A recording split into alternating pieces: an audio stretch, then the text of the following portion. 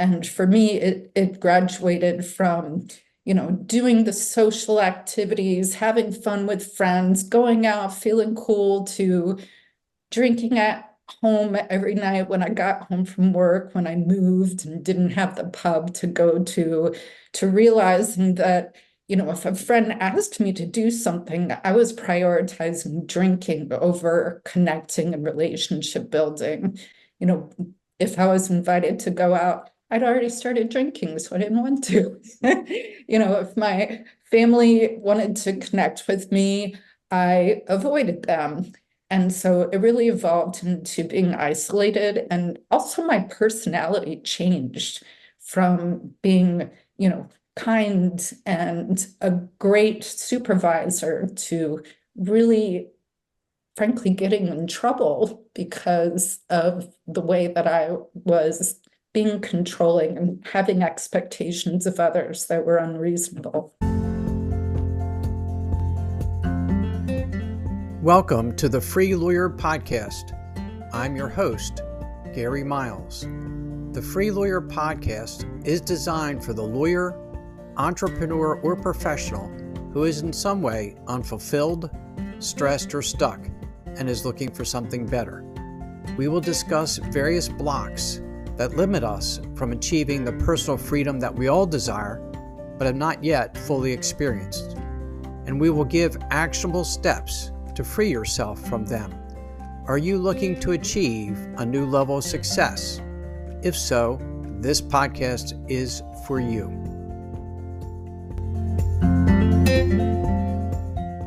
Hey everybody, Happy New Year to you. I hope you had a wonderful holidays, and it's great to be starting the new year. And I am really, really grateful for today's episode, and it's going to be a very open one and in many ways a very sensitive one. I'm blessed to have with us Brooke Welch. Brooke is a former big law attorney who's passionate about transforming the legal workplace culture, particularly related to alcohol. And that's based on her own personal experience with the well-being crisis and her recovery. So, this will be a little less, a little more real and a little more open and vulnerable than some of the episodes we have. And I'm so grateful that Brooke can join us today. Brooke, how are you doing today? I am wonderful. And I'm so happy to connect with you and grateful for your leadership in this area. Thank you. Thank you very much. So, Brooke, let's talk a little bit about the practice of law and how it affected you. Where did you start practicing law? As you mentioned, I started in a big law firm, one of the biggest in New York City, right after law school. I went to a top law school, so it was a natural transition in many ways. And then I ended up lateraling to Washington, D.C., also in a big law firm. Great. And tell me about what stresses you experienced as an attorney, but also as a person, as a woman, in your big law firm experience. Well, I think we all know that lawyers have a lot of stress. Yes. And it is a big factor in leading to substance abuse, depression, and challenges like that. I will say that for me, I was already a top achiever and, predisposed to being motivated by stress. But one of the things that really came out for me is this feeling of fear and, wanting to please, wanting to succeed, not wanting rejection, and not wanting to have a talking to, which I did have early on. And that really drove a lot of my stress. Mm-hmm. I'm fascinated that you said those three things because the audience knows I'm an alcoholic in recovery. And when I was, from my childhood, I struggled with perfectionism and people pleasing. Yeah. And I've shared other times on podcasts what led to that. But those were two of my big character traits. I had to be perfect and I wanted to get recognition from everybody. And in the later stages, boy, I had such fear. I was afraid of everything. Even now, there are things in law that are very scary. The things working in the pressures of a big law firm that are scary, but I was scared of things that weren't scary. Seeing you walk down the street, and I would cross the other side of the street so I didn't have to say hello to you, just things that were irrational. So tell me about that stress and what it led to you in terms of your career and your path. Well, I ended up defaulting to alcohol for both connection and also coping with stress. It was a pretty natural progression because that was taught to me as a solution starting, well, even earlier than law school, but certainly law school. Our events surrounded it. How you made relationships surrounded it, our different rituals surrounded it. And then when I was a summer associate in a big law firm, again, our events. And you see this also in our general society and media that, if you have a hard day, you drink. If you celebrate, you drink. And Right. so You told me about you drank to relieve the stress, and I certainly understand that. I think many lawyers are under stress, and many of them resort to a lot of different things to relieve the stress, whether it's alcohol or shopping or eating or gambling or a lot of different things. But tell me about the connection part. How was alcohol and drinking important to you in connecting and having camaraderie in the legal profession? well, in the office, we did not drink, specifically during working hours. So I did end up, having some really valued friends, especially my next door neighbor, where we were able to share our challenges and our experiences and be silly. And, that really was part of a real tool to my well-being. But I will say that drinking fit in my schedule. If I was working 12 to 14 hours a day and, I was free at 10 o'clock at night to, have me time, then, for me, I ended up discovering an Irish pub just a few doors down from where I lived, and I experimented with going there by myself and met regulars and had fun. And, I was living in New York. There was such a diversity of people. So for me, that I felt, special and cool. And, I ended up finding the people in my work who wanted to do the happy hours afterwards, who wanted to do the Friday going out. If they didn't want to go out as late as I did, I would shift crowds and find the people who still wanted to keep going out, because alcohol gave me a lot of energy. And the bar stayed open until 4 a.m., so it enabled me to do that. Sure. Sure. And the listeners know that I'm a recovering alcoholic, and I've shared my personal journey in one of my early episodes. Tell me about what your journey has been in your personal life. Well, I did know that I have a family history of alcoholism, so I was told that, but I thought that meant that if you started drinking, then immediately everything would fall apart and you would know immediately. And instead, what had happened is, with my high achieving, stressed out self and perfectionism, when I had my first drink, I relaxed and I felt like I belonged. I felt like I could talk to other people. I felt like I was a part of, and I wanted that again. And I found it continued to be a tool socially, that if I was intimidated with people, if we drank together, then we had something to talk about the next day and we had bonded. Well, did there come a point in time when it stopped working for you like that? Yes. So what happened is that for me and most people, alcoholism is or alcohol use disorder is what we're calling it now, is a progressive disease. And so my hope for others is that they can transition before they progress fully into a point where you've lost the ability to control your drinking and do hit a type of bottom for me, but I didn't know that. I didn't know that it was a progressive disease.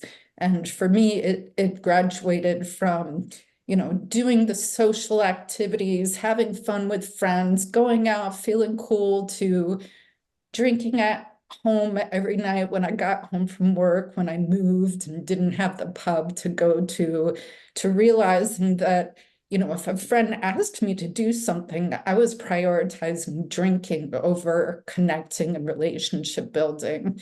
You know, if I was invited to go out, I'd already started drinking, so I didn't want to. If my family wanted to connect with me, I avoided them.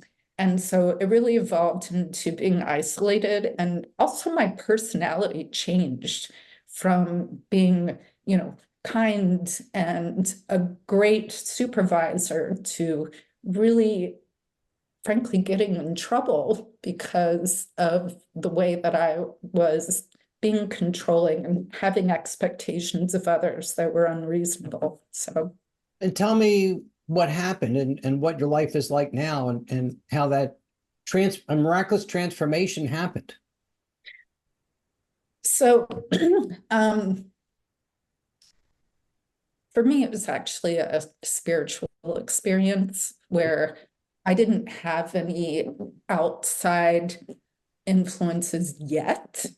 I had this prestigious job and I had my lovely house and expensive car and my resume of achievements instead of a resume of problems. People were on my back. Everything on the outside looked really good. Yes, it looked good, but I did have someone suggest, why don't you try some controlled drinking? And that's when I started to have that, break in the armor of denial, which we are extremely good at, to start to pay attention to my drinking and start to pay attention that once I started, I didn't stop. And I was, really heavy, really bloated, I turned into a different person. And one morning I can't really describe it very well, except, I'd overslept an appointment. It was like 11 a.m. I was supposed to have been in meetings. And I just felt this darkness. And it motivated me to actually seek help. And Good. ultimately, I was really sick and I did need to do a multi-pronged approach that involved a leave of absence, recovery, community therapy, psychiatry, and just time. But ultimately, I learned, I became more centered in my true authentic self. And that's so beautiful when we get centered in our authentic self. And what is your life like now? I'm not talking about professionally, but as a person. Well, as a person, I'm engaged in my life and I seek to be engaged in my life. And so as an example, I moved to Richmond, Virginia, where I am now 4 years ago, because for the first time in 25 years, I said, I want to live in the same place as my family. I want to spend quality time with them. I want to connect with my sisters, my nieces, my nephews, my mom, her husband, my dad.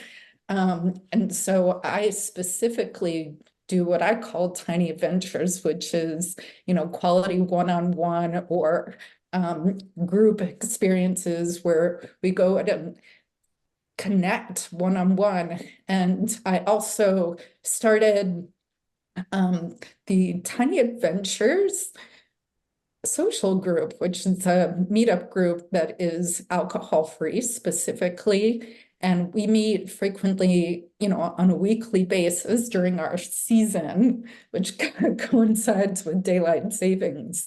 And, we do hikes, we do outings, food, festivals, Fantastic. Fantastic. improv. And so I really, I seek experiences, connection, engagement, and it really leads to end service. I'm of Connection, connection, engagement, and service. So three beautiful things. And for me, when I was at the depths of my alcoholism, connection, engagement, and service was not a big part of my life. So what a beautiful transformation. And I know you've also written a chapter for a book that the ABA will be publishing. Is that right? Yes, I'm very excited. Tell us about that. Sure. So it is called Her Story. And it's the second version, number 2 of the first that was published a few years ago, and it's focused on resilience and women attorneys who have overcome obstacles.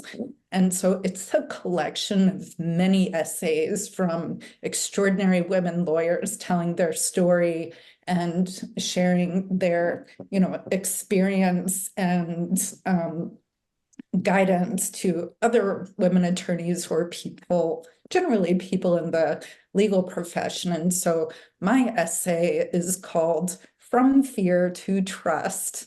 Wow. And what a great title. yes. What a great title. And lessons of my recovery for the legal community. And it's coming out January 11th and can be found on the American Bar Association website. So it'll be coming out next week. And From Fear to Trust. That is such a powerful description of the transformation you went through and I went through as well. And that now you see connection and engagement and relationships. And that's just wonderful. I want to thank you particularly, Brooke, for being so transparent and so vulnerable in sharing something that's very, very personal to you with our audience, because I think it is important for the legal community to hear a story of recovery, a story of transformation, a story of perseverance and success that you represent. So thank you for that. I just want to say that for me, a motivating factor to being open, which has been a process, it's been a process for my willingness to step into this role of being visible. But I'm motivated in part because you don't see that many women professionals who are high achieving that can show that, there is a difference. There isn't, the stereotype doesn't fit that we can have alcohol use disorder and progress to a point where we've lost the ability to control our drinking. And there is a reality of those of us who and there is a place and support for us. And I know you've done some research. I know you also have personal experience, but talk to me about the problems of alcohol in the legal profession. What have you seen? What do you know about the extent of the problem in our profession? Sure. Well, we now, thankfully, due to the hard work of leaders in the lawyer well-being movement, we do have data behind it and not just colloquial, we know lawyers drink a lot. And so in 2016, there was the very first report was from the American Bar Association and Hazelden, which is a recovery center. And it showed that 21% of the attorneys were having a problem drinking. And fast forward, what motivated me to be more engaged in lawyer well-being and visible with my story is there was a report called Stress, Drink, Leave that was supported by the DC Bar and California as well, that pulled out data by gender for the first time. And I was shocked to see the data that nearly 56% of the women attorneys were doing risky drinking, and over 30% were doing hazardous drinking, which meant they were already in alcohol use disorder or certainly progressing that way. I was And asking if you'd be able to describe what risky drinking means in that study and what hazardous drinking means. um, Gender. sure. Generally, once you get beyond, I don't know the exact number, to be honest with you. There's some guidelines that are in a report from the National Institute of Health called Rethinking Drinking. So I'd have to pull that up. Right, But it but is, that's pretty stunning, those numbers. You know, 50, yes, 50%. It's pretty stunning that half of the women lawyers struggle with risky drinking. And I yeah, assume that's self-reported, right? I mean, in other words, a survey was sent out and right. asked folks. So there might be some people who were engaging in risky drinking who didn't feel comfortable in admitting that on a survey, I suspect. Yeah, that is true. I can say that it's also been interesting as I've been willing to be more visible and tell people I'm in recovery. My experience is I do get a mixed feedback because when you have that many people, including women who are going home at night after work and picking up the bottle of wine, putting a mirror up to that can be uncomfortable Scary. and scary. And so I have experienced some kind of discomfort and pushback, including so many organizations are doing a better and better job of providing supportive cultures and alcohol-free alternatives at events. And there is the American Bar Association Wellbeing Pledge, which has been signed by at least 250 law firms, Wow. usually the bigger ones. Um, and that includes disrupting, at least an intention to disrupt alcohol culture. But it's still really part of the daily lives of so many people in terms of coping with stress and connection. And I think the culture is certainly a part of it, and it's good there's a light being shined on that. I know for me, as it developed, it became a solitary exercise, as it was with you. It started off being a way to have connection and camaraderie, and for me, it ended up being a very solitary drinking pattern. And I know you talked about how you feel more connected now, and you felt less connected then, and I see how you're thriving in your life now. So many lawyers feel alone.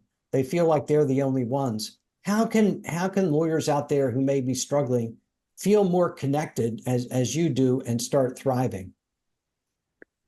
Well, I definitely think that our workplaces can do a better job of creating inclusive environments that are psychologically safe for everyone, including shifting from alcohol culture, because it does cut across race, gender, ability, and health status. It's not just for people like you and me who are in recovery. And I do think that sometimes putting the onus of taking care of ourselves and self-care, on the individual that, when you're already overworked and stressed, that can be a challenge to put one more thing on your to-do list. But that being said, I think it does take intentionality and planning. What gets on your calendar gets done. And Well, I think such things as what you're talking about with tiny adventures. Not everyone lives in Richmond can participate in that, but for a lawyer who is stressed and overwhelmed, instead of going to the Irish pub at night after work, find a group of people who enjoy playing pickleball or enjoy going yeah, hiking or something that gets fresh air and exercise and companionship is a much better way to really help ourselves to be healthy, free of the stresses, and thrive. And it's so easy to talk about self-care, and the lawyer who is stressed and overwhelmed and overworked sometimes doesn't want to hear it. It's like, I don't have time for Yeah. hiking in the woods with Brooke and Gary. We don't have time for that. I'm so busy. But it's so important to their life and their health, isn't it? It is, and I like what you pointed out, some of the experiences you can have that are in community.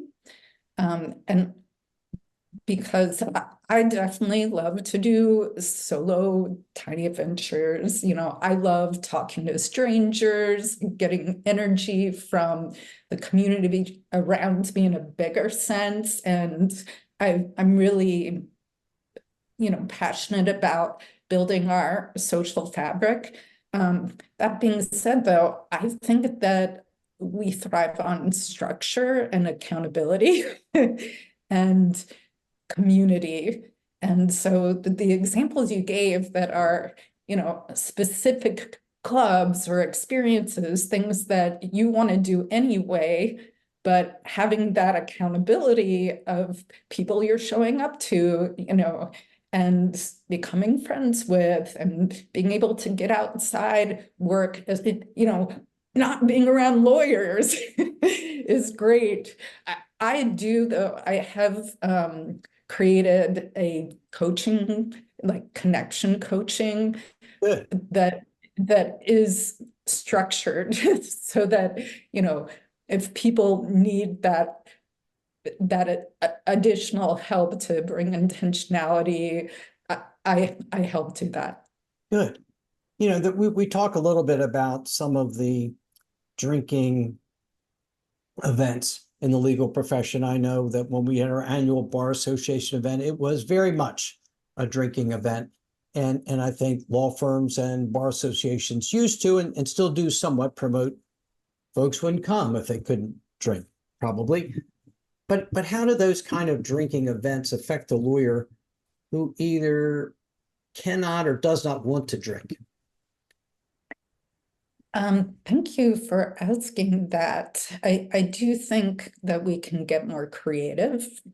And I think people, different organizations have started to get more creative.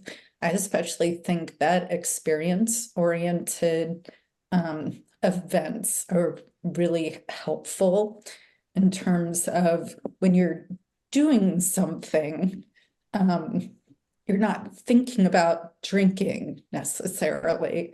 And it's easier to have an alcohol-free event when you're doing something.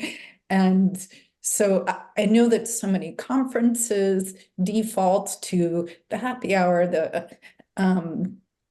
but I do think that, we can bring intentionality of having the walking event or the, food tour, or bringing in people to, teach different skills. But really where I am right now is trying to help law firms become aware of all the people who are non-drinkers, which, like I said, it cuts across race, religion, gender, health ability, health status. And so what I've learned from my Tiny Adventures meetup is I created it thinking all these people in recovery were going to join.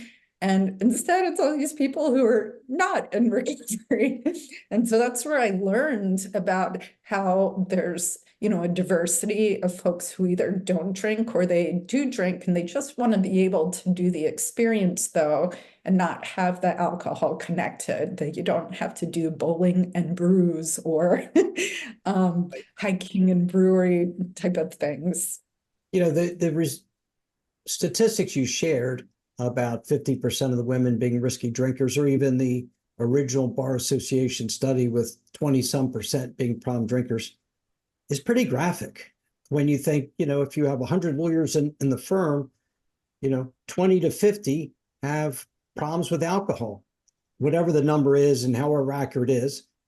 But that's a pretty astonishing number. And I think it makes it incumbent upon all of us to focus on that problem and come up with solutions to both help the lawyers who are struggling. I chaired the Lawyer Assistance Committee in my area in Maryland for 20 years, and we would help those lawyers. But my experience sometimes is the further they went down, the harder it was to help them. And I certainly love what you said earlier, that there are lawyers who have not gotten to that bottom yet. And it's much easier for them to not get there than to get there and step out of that hole. Right. Absolutely. So I thank you for your efforts. I think there are a lot of wellness issues, in the legal profession. I've seen sleeping problems, depression, Yep. substance abuse, gambling, all sorts of things. And there's so much stress, but there are solutions to it, aren't there? There are, and I do think that even starting in law school, we can, and there are a number of people focused on this. I'm also on the Institute for Wellbeing and the Law Committee focused on law school programming. And the idea is to, our brain is the most valuable commodity we have as lawyers. And so brain health and learning how to cope with stress, that impacts the longevity and usefulness of our career. And I think that culture, though, needs to be changed so that it can help to trickle down to our individual actions. So in terms of solutions, you would suggest sort of some legal profession cultural changes, but also some individual intentionality about what they do and how they live their life. Absolutely. And that intentionality can be learned. It can be learned. And we don't, I think a number of people come into law school in the legal profession more well-rounded and dynamic and having different interests. And that over time, we're so focused on the achievement, on competition, on who's going to get into what firm or what have you, and then how to, position ourselves for promotion and recognition, that the other interests can fall away. Yes. But to the extent also that I think that's where leadership can also come in, is and showing authenticity and showing specific intentionality around well-being, because we can communicate about, actually, I'm a runner, or I'm a volunteer for people learning to read, and showing that we are, and not just being on a board or doing pro bono work, which is connected with our legal work, Right. but how we can be dynamic and aligning with the gifts that we have that are holistic. For the lawyer out there who's hearing you and I share today, who feels he or she is struggling and doesn't know what the answer is and doesn't know if there's a solution, Right. and they have concerns, what do you suggest that lawyer do?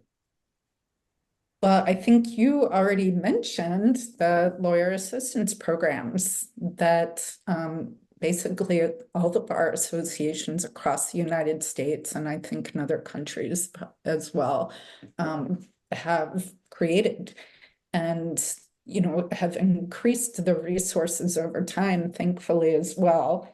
And so I do think it's helpful as a first step to pick up the phone and call the lawyer assistance program, because there are, recovery meetings, there are support groups, there's counseling, and it can be, and it's always confidential. And so it can be kind of a step towards a more, permanent program for recovery. And I think that's a great suggestion. I know my experience with the Lawyer Assistance Committee in Maryland was that we had professionals at the Bar Association who supported those lawyers who are struggling, and those of us on the committee who would also offer our support. And it really is a free, confidential tool. And for anyone that's listening out there who does feel stuck, I guess a couple thoughts I have. The first is I felt very, very alone. Brooke, I suspect that you did too, hearing your story. And to know that you're not alone. There are a lot of other people, 20 to 50% of the lawyers feel like you're not the only one. And there's always a solution. And it doesn't have to be that way. There is a solution and it can work. Brooke, you may know that I call this podcast The Free Lawyer because it's all about how we can achieve personal freedom in our life. And I love your story of where you were stuck in this prison before, and now you have a life of freedom and connection and authenticity. What does personal freedom mean to you, Brooke? Well, it's very different than when I started out as a lawyer, where my values were on money. I wanted to pay off my loans. I wanted to have validation through the titles and my income. I wanted the prestige. I loved looking at my resume and showing all of the achievements. And what are they now? What's personal freedom to you now, Brooke? So now it is being true to myself and accepting myself, both good and bad, because we are human. And I also seek a spiritual practice of connection and guidance from higher power, which helps me, and being of service helps me get out of my ego and self-focused, which leads me down a path that is not useful for my health or for my relationships and others. And so for me, like I've already said, like having the time to nurture relationships, having the intentionality to do that. And I do that frequently with my tiny adventures or travel. Very good. Well, sir, you mentioned service too, and service is so important. I know for me, every time I feel completely self-absorbed, there's some opportunity, some person who presents himself who needs my support or some service from me, and then all of a sudden, I'm not so important anymore. Brooke, I want to thank you so much for joining us today. You've been so transparent and so honest and so vulnerable, and that's so powerful and so beautiful, and I thank you for that. For those who are listening who would like to maybe get in touch with you and seek some guidance or get more information on what you've learned from your personal experience and also from your research, how can they best get in touch with you? Sure. Well, right now, it's great to connect with me on LinkedIn. My first initial is K because I go by my middle name. So it's K Brooke Welch. But also send me an email. It's brooke@tiny-adventures.com. You can go to my website, which is tiny-adventures.com, and sign up for my email list. And I'm always happy to talk one-on-one with people who are, questioning their relationship with alcohol and resources and solutions.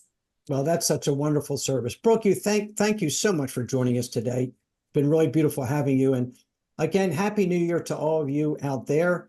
I appreciate the fact that you're here and took your time to be with us today and listen to this very compelling story. Have a great day. And as always, please be well, be safe, and be free. Thank you so much for listening to today's episode of the Free Lawyer Podcast. Wherever you are listening, if you enjoyed what I shared, please leave me a rating and review. I would appreciate hearing more about what you like best and what topics you might like me to cover in future episodes. If you are interested in experiencing a more fulfilling and a more successful life, please contact me at www.garymiles.net, where you can schedule a free discovery call with me so I can learn more about you, your challenges, and your dreams. I appreciate each and every one of you and have a great rest of your day. Thanks to all of you for your support.